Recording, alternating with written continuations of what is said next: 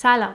توی این ویدیو من میخوام راجع به کوک ها یکم باهاتون صحبت کنم، دستگاه ها، اینکه چجوری دستگاه های مختلف رو کوک کنیم، یه توضیح مختصری راجع به تیونر و اینکه راست کوک و چپ کوک و لا کوک چه فرقی دارن با سازی که ما الان داریم.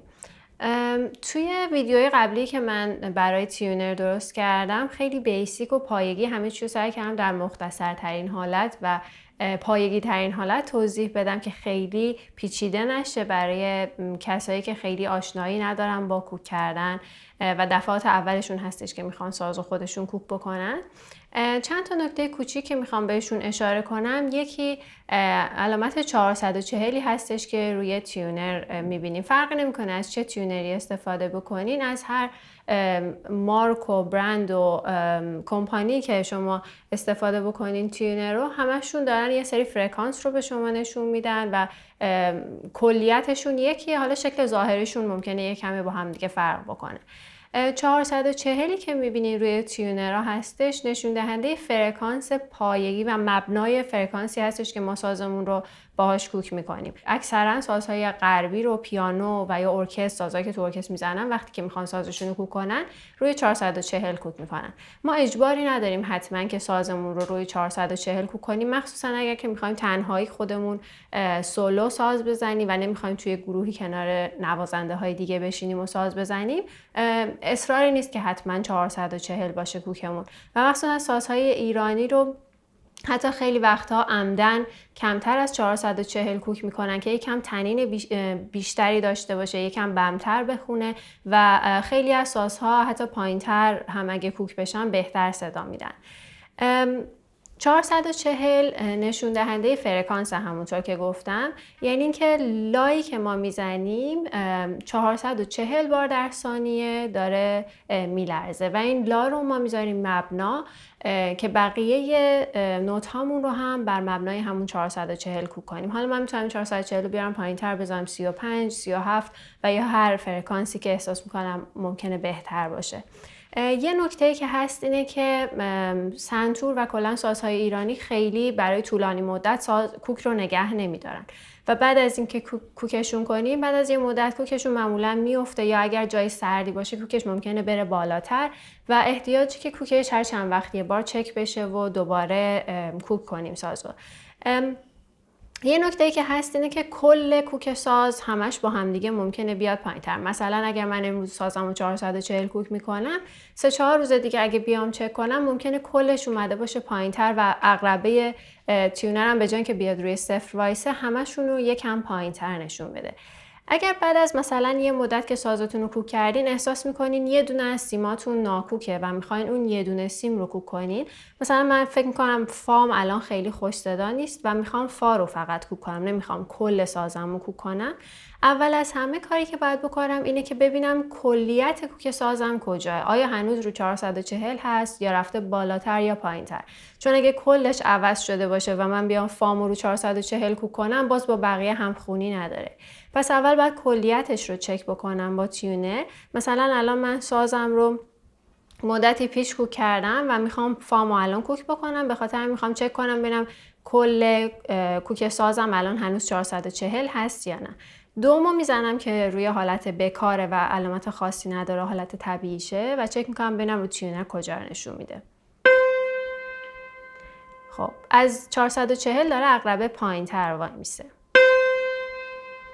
نوت سولم هم میزنم چک میکنم،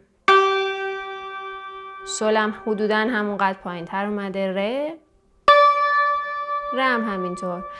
حالا برای اینکه من بتونم فامو کوک کنم فامو دوباره چک میکنم، فام بیشتر از بقیه است، نزدیک 0 تقریبا و خب با بقیه الان همخونی نداره چون از بقیه بیشتره. حالا من به جای اینکه بیام کل سازمو کوک کنم، چون اگه میشنوم که کل سازم بد صدا نمیده و فقط فامه که ناهماهنگه، میام مبنامو میارم پایین. به جای اینکه کل سازو کوک کنم مبنامو از 440 میارم پایینتر، مثلا میذارمش رو 438. بعد چک میکنم ببینم که کجا وای میسه عقربه. هنوز کمه، یکم میارمش بالاتر، ببخشید پایینتر. نزدیک 0 شد، یه دونه دیگه میذارمش 435 ببینم چطور میشه؟ سول.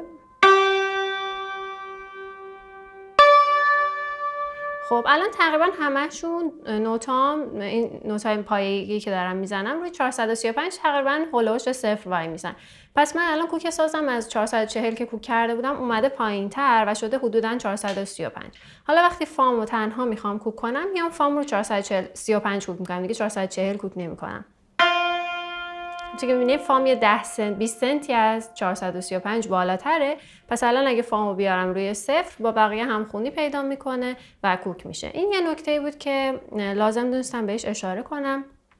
مسئله بعدی که از من پرسیدن این علامت 3 و 4 1 2 1 نه ولی 2 3 4 که موقع کوک کردن سنتور میاد کنار این حروفمون که نوتا رو نشون میده چیه؟